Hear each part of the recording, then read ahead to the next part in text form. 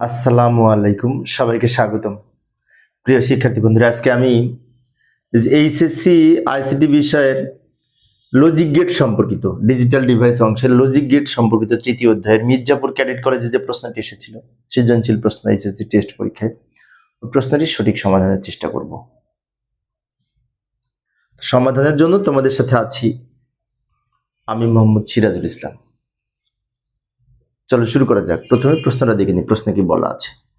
যে আমি এখানে উদ্দীপকটা উপস্থাপন করলাম, মির্জাপুর ক্যাডেট কলেজে এসেছিল, আর এখানে গ আর ঘ নং প্রশ্নের উত্তর দিব উদ্দীপকের আলোকে। ক খ তোমরা হয়তো পারবে। এই চিত্রটা লক্ষ্য করলে দেখতে পাই তিনটা ইনপুট, এ বি আর সি আই মানে ক্যারি ইনপুট, আর এস আর সিও মানে ক্যারি আউটপুট বোঝায়। তিনটা ইনপুট দুইটা আউটপুট। এটা কিন্তু ফুল অ্যাডারের বৈশিষ্ট্য, ফুল অ্যাডারের বৈশিষ্ট্য। তার মানে এটা ফুল অ্যাডারের ব্লক ডায়াগ্রাম দেয়া আছে। উদ্দীপকের উল্লেখিত সার্কিটটি মৌলিক লজিক গেট দ্বারা বাস্তবায়ন করো। তো এই সার্কিটটা মানে ফুল অ্যাডারকে মৌলিক লজিক গেট দ্বারা যদি বাস্তবায়ন করতে হয়, তো ফুল অ্যাডারটা আমরা মোটামুটি সংজ্ঞা থেকে শুরু করে ফুল অ্যাডার কাকে বলে এভাবে উত্তরটা লিখতে পারি। উদ্দীপকের সার্কিট হলো ফুল অ্যাডারের সার্কিট, মৌলিক লজিক গেট দ্বারা বাস্তবায়ন করা যায়। তাই বলে ফুল অ্যাডার কাকে বলে? যে বর্তনী তিন বিট যোগ করে, যে বর্তনী 3 বিট যোগ করে তাকে ফুল অ্যাডার বলে। ফুল অ্যাডারের তিনটে ইনপুট দুইটা আউটপুট, যেমন এখানে আমরা ওইটা দেখে দেখে আঁকতে পারি, ওইটাই দেখে দেখে এখানে অঙ্কন করে দিলাম। এরপরে আমরা এটার ব্যাখ্যা আরো নিচে দিব, যে কি কি ব্যাখ্যা দিব। সত্যক সারণী আঁকলেও হয়, না আঁকলেও হয়।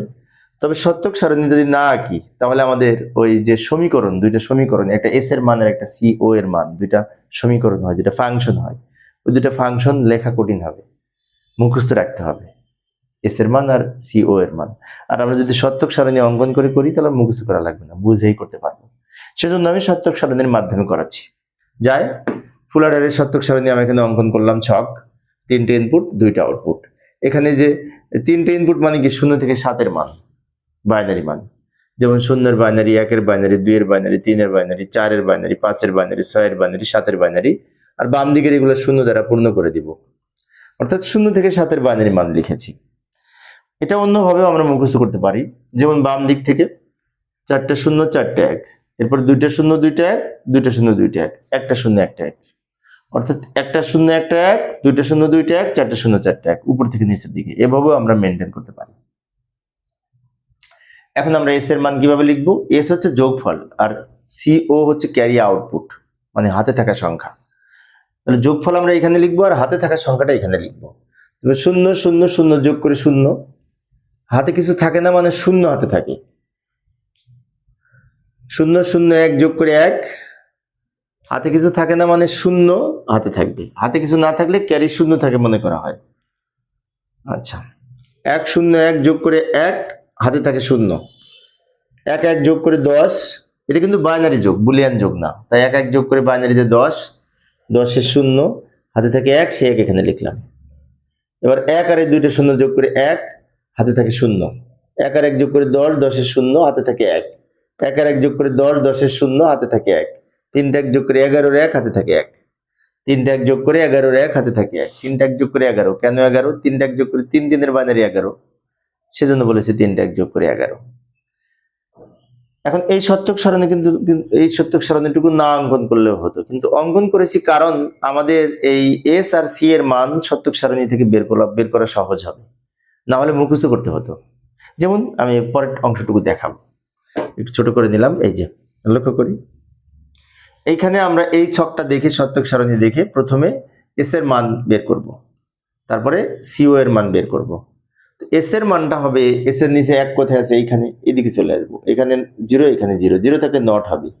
এর নিচে 0, বি এর নিচে 0, তার মানে কি এ নট বি নট আর সি, সি নট হবে না, এ নট বি নট আর সি যোগ। আবার এখানে 1 আছে, এদিকে চলে আসবো। এ নট সি নট, মাঝখানে B, A not B C not যোগ। আবার এখানে 1 আছে, এদিকে চলে আসবো। A B not C not, A আর এই দুটো 1 0 মানে B not C not, plus এখানে আর একটা 1 আছে, সবগুলো 1 মানে এবিসি নট নাই। এইটার একটা বিকল্প সূত্র আছে, A X or B X or C, এটার অথবা এটা বের করা যায়। এখন আমাদের বলেছিল মৌলিক লজিক গেট দ্বারা বাস্তবায়ন করতে। তাহলে আমরা সরাসরি এইটা দ্বারা বাস্তবায়ন করব। এখন এইটা সরাসরি যদি আমার মনে থাকে, মুখস্থ থাকে, তাহলে কিন্তু এইটা না আঁকলেও হয়। শতক সারণী, শতক সারণী অঙ্কন করেছি ওটা দেখে দেখে আমরা বের করার জন্য। এস এর মানটা বের করেছি, এবার সি এর মান বের করবো। সি 1 2 3 4টা 1 আছে, তাহলে 1 যেখানে আছে সেখানে এদিকে চলে আসি। এখানে শূন্য মানে কি, A not B C, A not B C plus এখানে একটা 1 আছে, এদিকে চলে আসি, A B not C, A B not C plus আবার একটা 1 আছে, এদিকে চলে আসি, A B C not, C এর নিচে 0 না, তাই C not, A B C not. আচ্ছা সি নট, সি এর নিচে সি আই লিখেছি না, ক্যারি ইনপুট বোঝাই, সি এখানেও আছে এখানেও আছে, সেজন্য এটা হচ্ছে ক্যারি আউটপুট, তাই সি ও, আর এটা হচ্ছে ক্যারি ইনপুট, তাই সি আই প্লাস এখানে আর একটা 1 আছে, এদিকে চলে আসি, কোনো শূন্য নাই, সব 1, মানে এ বি সি হবে, নট হবে না। এখন আমাদের বলেছিল মৌলিক লজিক গেট দ্বারা বাস্তবায়ন করো, তো ফুল অ্যাডারকে আমরা এইটা দিয়ে আর এইটা দিয়ে যদি লজিক সার্কিট অঙ্কন করি, সেটা মৌলিক লজিক গেট দ্বারা বাস্তবায়ন হবে। তো একটা কথা আমি আবারও রিপিট করতেছি, সেটি হচ্ছে আমরা যদি সরাসরি এই 2 লাইন দিয়ে অঙ্ক শুরু করতাম তাও হতো, এটা না করলেও হতো, যদি এটা মুখস্থ থাকে। অনেকের মুখস্থ থাকে, আমাদের তো মুখস্থ আছে, তাই না? তারপরেও আমি এটা দেখে দেখে বুঝাইলাম, যাতে এটা দেখে দেখে আমরা এটা লিখতে পারি। তো এখন আমরা এগুলো দিয়ে লজিক সার্কিট আঁকবো। এই যে লক্ষ্য করি, লজিক সার্কিট অঙ্কন করবো, ওই দুটো এখানে দিয়ে রাখলাম। এখানে এ আছে, এ নট আছে, বি আছে, বি নট আছে, সি আছে, সি নট আছে, এ আঁকবো, এখান থেকে আবার এ নট বের করে এ নট আঁকবো, এটা এ, এটা এ নট, আবার অনুরূপ ভাবে এটা বি আর এটা হচ্ছে বি নট, এটা C, C not, A A not, B B not, C C not, আমরা অঙ্কন করে নিলাম। এবার প্রথমটা আসি, A not B not C, এটা হচ্ছে এ নট, এটা হচ্ছে বি নট, এটা হচ্ছে সি, তাহলে এ নট বি নট সি, তিনটা মিলে কি হয়েছে, গুণ হয়েছে। গুণ করার জন্য অ্যান্ড গেট অঙ্কন করব। এই যে লাইনটা হলো, এটা হচ্ছে A not B not C. এরপরে A not B C not, A not মানে এইটা, বি হচ্ছে এইটা, সি নট হচ্ছে শেষেরটা, এই তিনটা মিলে আবার গুণ হয়েছে, তাই গুণ করব। এটা হচ্ছে A not B C not. এবার এইটা এ বি নট সি নট, এ হচ্ছে এই লাইনটা, বি নট হচ্ছে এইটা, সি নট হচ্ছে শেষেরটা, তিনটা মিলে আবার গুণ হয়েছে। গুণ করার জন্য অ্যান্ড গেট অঙ্কন করব। এটা হচ্ছে A not A B not C not, সবার শেষে এ বি সি, কোনো নট নাই। এ হচ্ছে এটা, বি হচ্ছে এটা, সি হচ্ছে এটা, এ বি সি, তিনটা মিলে কি হচ্ছে, আবার গুণ হয়েছে, গুণ করলাম, এটা এ বি সি। এখন এই চারটা মিলে আবার কিন্তু প্লাস হয়েছে মাঝখানে, প্লাস মানে অর গেট আঁকতে হবে। তো আমরা একটু ছোট করব,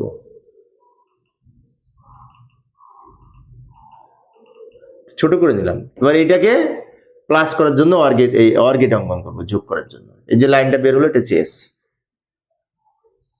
এস। আচ্ছা, আবার সি এর অনুরূপ আঁকবো, A not B C, A not B C, এই তিনটা মিলে আবার গুণ হয়েছে।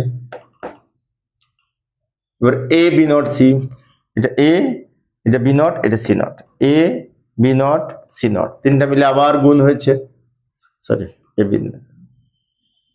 এবার A B C not, A B C not, তিনটা মিলে আবার গুণ হয়েছে,